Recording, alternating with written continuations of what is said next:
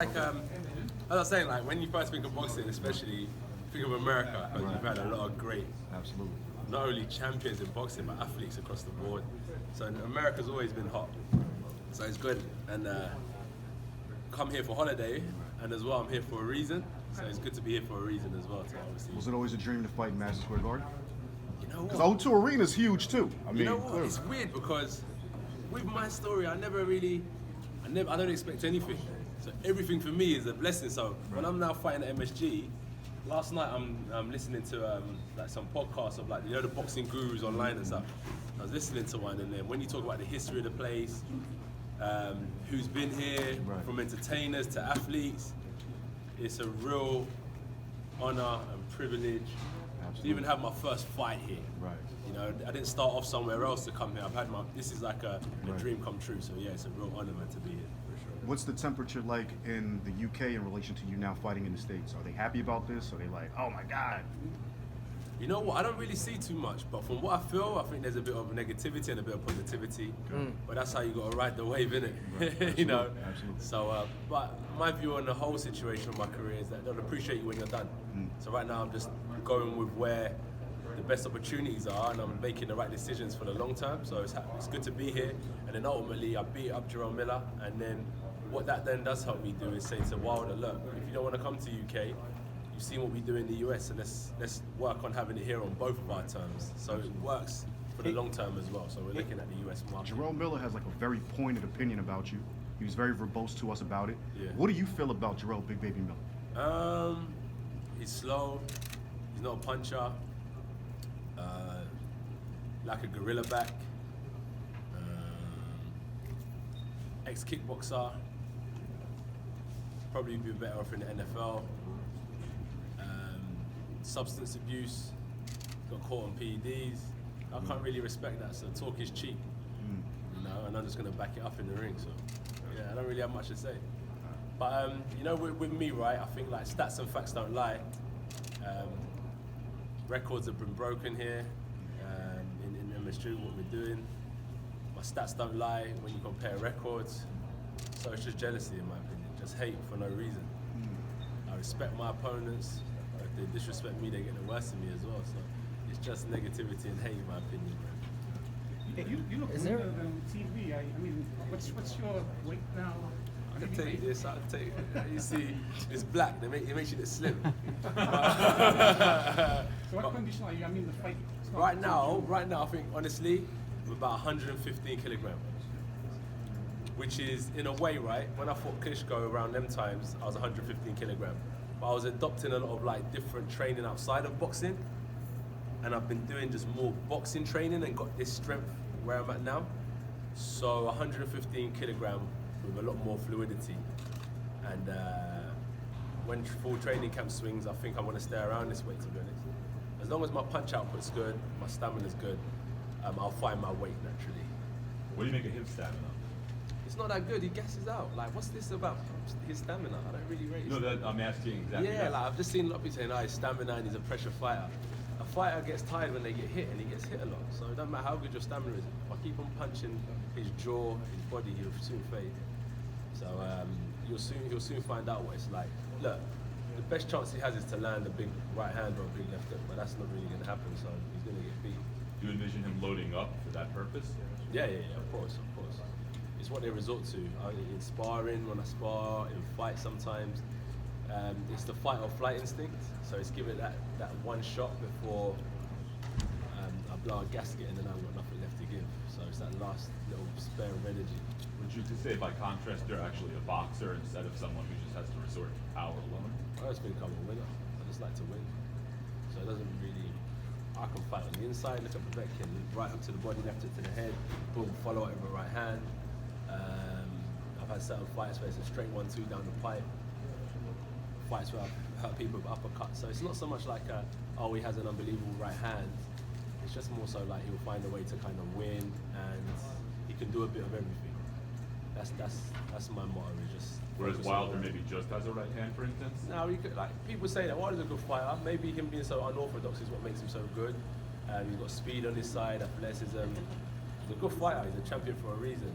But one of his main attributes is definitely his right hand. And when you get a little bit of head movement and duck and dive, it makes it difficult for Wilder to land his power punch because, as you said, there's not much of that, not much left hook counters. But all in all, he's a good fighter and he's the champion for a reason. Jarrell was very vocal about wanting this fight. I mean, people could even say he willed this fight into fruition by confronting you. What? Was this on your radar or something that you want? He's just getting like, these boys are getting like a lot out of the pot in order to fight. So that's obviously going to be enticing him to fight. Going to raise his profile. But all in all, June 2nd, he'll be irrelevant. So it doesn't matter how much he wanted this fight. I just think he's just, if you cut Jarrell in half, he's just a negative person, a foul person. He don't have much good to say about anyone or anything. So if you ask Jarrell Miller about anything, he's probably going to talk shit. That's just how he is, isn't it? So with this fight, I just feel like he'll say what he has to say because it's just current. Ask him, when you see Jarrell, ask him about Dylan, ask him about Wilder, ask him about Ortiz, ask him about Brazil. He will tell you the same thing across, never something positive about any fight. So if you cut Jarrell Miller in half, he's just a disease. He's a rotten disease, nothing positive about him. When we spoke in December, you were like really excited about the April 13th date at Wembley. You and Eddie said that Wembley gives you one date a year. So it's like you have to make April 13th happen or you lose it. Yeah. Any disappointment in not being able to fight at Wembley April 13th? A little bit, but MSG is big business. MSG is massive. As I said, when I do my whole research on the place, it's brilliant. And like my coach and stuff, he believes that it's a good move. He's guided me from the Olympics as well, like my amateur career. He's guided me here, so we was like, let's rock and roll. Wembley, it holds a lot more people, so you get that real, you get like boxing hardcore fans, people that just love entertainment, music fans, because we bring entertainers out. Like you can do a lot that night, but it's something different, new territory, so you can do a little bit in both territories as well. Give the UK market a breather for a minute, you know. So it's fine. Fury's over here now. I think he'll be fighting. So let's see what Dylan does next. It'll be interesting. Do you think you're going to have the home court advantage because a lot of fans from the UK will travel to see you? Do you know what? I don't mind so much.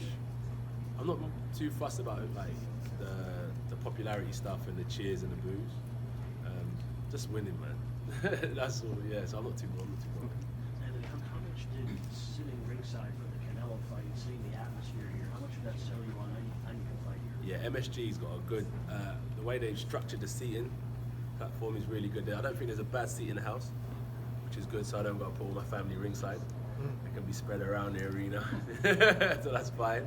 And then the Canelo fight, I rate Canelo, like, from when he fought Mayweather, how he's like, he took a loss, and I like without no rain, you don't appreciate sun, so he took a loss, appreciate what it's like to lose and bounce back, and he's been improving ever since. So watching him live, watching the way he was setting up his body shots, feints, and then watching the crowd, the Mexican crowd and the New York crowd and stuff was really, really good. I enjoyed it.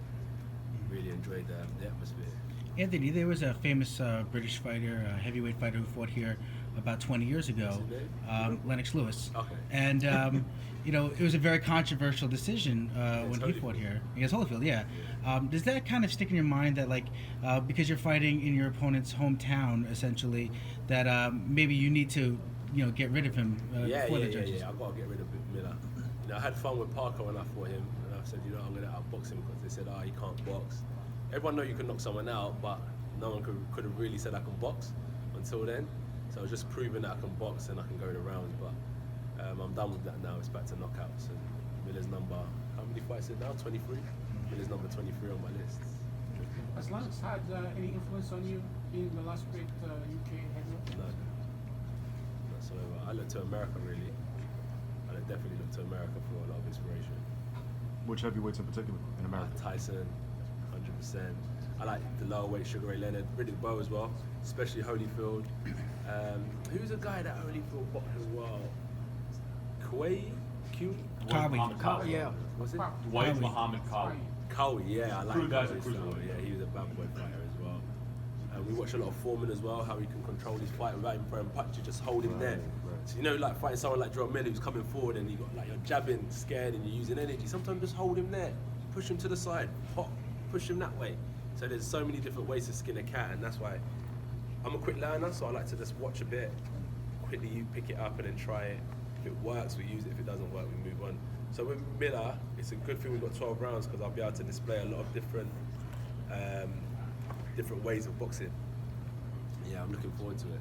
So a lot of people say that his high volume punching and his punch output could give you problems. Like, what do you have to say about Let that? me put up my punch volume or my punch output and he'll gas. It's the same, it's vice versa, isn't it? Anyone with a high punch output and volume will make someone tired, but vice versa, I'll make sure I'm fit and I'll make sure I'll be able to out punch him. We go back to our stats and facts, check out his punch output in his best fights, and we train harder. So it won't be new territory, and then when it comes to the fight, I just gas him out first. So like you just counter it, right? Their attributes and strengths, you build up on your weaknesses and become your strengths, and then when it comes to fight night, you've covered every corner and every angle. Then it becomes, it's making a tough obstacle look easy. That's the key, isn't it? Making a tough obstacle. One of your earlier Wikipedia profiles had, in terms of your heritage, they had Irish there, but I think later when I checked, it was deleted. Do you have any Irish connection? My dad's mum. Oh, your dad, from Yeah. where now? I don't know too much about my dad's mum. She moved to Nigeria as a nurse. She moved to Nigeria as a nurse, met my granddad, and she lived there until her dying days. Then my dad moved to the UK, and then I'm born in the UK. So yeah. There is an Irish connection. Yeah, but I can find out. But I didn't get to know them too much. Yeah, I write for the Irish Echo, that's why. Yeah, you write for the Irish. Thank you. My coach is Irish. Anthony, Anthony, you have a number of almost all of the heavyweight titles right now. But you've fought primarily in the UK. How important would it be to be recognized in the United States and around the world, and by fighting outside of the UK? Yeah, you got catch-22 because it's like I don't really want to focus on the recognition part because that's a losing battle in itself. You know what I mean? Trying to get recognized and trying to get appreciated for your craft, that's hard to do. But in terms of fighting around the world and gaining experience and fighting in different territory, I'm all for that 100%. And I like to fight where there is a market because there's not much point in me fighting in a state that has no interest in boxing just to say I did it. So UK market, come on, like 100,000 people coming out to support, big viewerships. It's a global thing, so that's why it made sense in the UK. But at the minute, it's brilliant as well to be in America and MSG June 1st because it's another global audience. Got the UK market, international TV rights, and it's building towards what you're saying is becoming a worldwide recognized fighter in different territories for sure. Like you said you admired a lot of the American boxers. How about the culture? Was that something that the American culture had influence on you growing up? The American culture is heavy. You see it spread across a lot of different countries as well, not just UK. But American culture is strong. So definitely being here as well is good. And watch all the American films, Hollywood, a lot of music. Even like a lot of your boxing forums and stuff are heavily American based, so you can see why if let's say I would have done what I had done but I was an American heavyweight, maybe I would have been like more recognized as such because America is like a big mecca for entertainment in itself. But we built it from the ground up in the UK and I'm happy, and we're crossing over now to kind of embrace this culture as well. And it seems to me like, what do they say this place is? Home of the free, land of the brave. So it doesn't matter where you're from, who you are, if you embrace it and you're just working hard, you're accepted as one of their own. So I'm sure I can make this place a second home. By fighting here, do you feel like you can make some of the fights, some of the bigger fights, by showing, listen, I'm willing to travel, and that's what's interesting. Yeah, that is what's interesting is because, like, you look at it this way, how can you not want to fight in? Okay, so you asked Wilder that. Why haven't you ever fought in the UK? Yeah, same question you're asking me. So you want to be a global star. So you're asking, why haven't you fought in the UK? Oh, well, what's there? Biggest audience, biggest payday, 4 of the major world titles, against one of the leading current heavyweight champions. It's all there for you, do you know what I mean? So there's a question as well. But now it gives me the opportunity to say, well, I'm like fighting in the States as well. So if UK isn't good enough for you, then we can look at, I'll show you what I can do in the US as well, and you can be part of this as well, and we can kind of find a common ground. So there's no invitation anymore. We've invaded to a certain degree. In boxing terms, I've invaded Wilder's patch, and God willing I win. It's put me in a strong standpoint when it comes to kind of getting this fight together. talk camp. Are you gonna do any in America at all? It's gonna Yeah, be yeah, good? yeah. Have to, and it shows how serious I've taken because we could easily come out here a week or two before, because we're natures of like creatures of habit, isn't it? Like being at home and doing the usual thing. I think it's important to get away and just make sure I'm like acclimatized well, I fit in well, I know what I'm up to. It'd be good for sparring partners as well. And Have you picked a gym? Sorry? Have you looked around, picked a gym? Yeah, coach and the team are working on it now. Nice. So we're just working on the time frame, the gym, recovery, nutrition, like food, chefs, all that type of stuff to make sure all boxes are ticked. And then fight week we kind of look at as a week. We don't add that in training because that's fight week. So we're looking at the amount of time we're going to be here training, fight week in itself, and just getting down and dirty June 1st, and best man will win, I think. You're not gonna miss Tesco? Is Walmart still open here? We do got Walmarts. Are they closing down? No, we got it. Yeah, it's still big. They're closing down a lot of stores. They do. Yeah.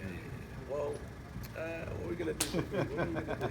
We'll find a way. Figure it out. Whole Foods. Whole Got Foods. you. Yeah, Whole Foods. Whole Foods is big. That's big. No doubt. Anthony, Yeah? what feelings do you have on the Brexit debate? It's soon Wow, I did not see that coming. Got it. Brexit debate. Yeah, no, that obviously it's become a huge issue.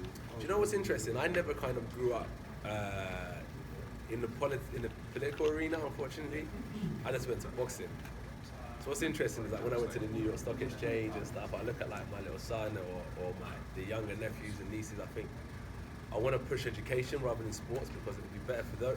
They'll be able to have a bit more of a diplomatic answer for you. But in terms of Brexit, it's happening. There's no second referendum. We are leaving. We just have to get used to it.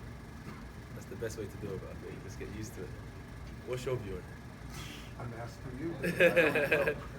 I can find something on Google. I can find something on Google to That's a tell you. longer conversation we can have after. But I think you just have to get used to it, right? And this is a new challenge. Yeah. Because people seem to, the country seems to be breaking apart rather than... All over, there's massive issues. Middle East, America, China. There was a massive issue for like 10 years Europe. in America with the Klitschko's. It's not that they weren't good, it's that people found them boring and robotic. In America. I can't speak for what they thought of them in England. But now, because of what you've done overseas, but also because of Fury and Wilder in LA, America is aware of heavyweight boxing again. Do you at least credit Wilder and Fury for helping to maybe even build this fight? No. They've been pro, what, 11 years now? 12 years? Had 40 fights? What took him so, why didn't he do it off his own back? Fury had one win against Klitschko and now he's like the god of boxing. So let's just be straight up and real about it. Like, No, I'm just saying in terms of opening the market, no, he publicity-wise. didn't. No, he didn't. I think we did. Anthony, what do you make of what Tyson Fury, what the announcement yesterday changed a lot of things maybe for the rematch? Do you think they'll fight? No, it's interesting because if that was me, he doesn't want to fight, he's gone to a different network, but it's good for him, innit? If he's happy, as he said, right, when he said if he doesn't fight me, he doesn't mind sitting back in his rocking chair and kind of enjoying his multi-million-pound deal. So he's made the decision based on what is right for him, I feel. Sorry guys, we're going to have to wrap it. You've got to get on the stage. Can I get one? I think there'll be a way that they can get it together, but it's interesting. Maybe it could have been a situation where he could have fought after. He could have signed the deal after. You know. But it's very interesting. I don't know why he would have done that deal if it would have jeopardized the fight. But at the same time, I feel like he done the deal hoping that it wouldn't jeopardize the fight.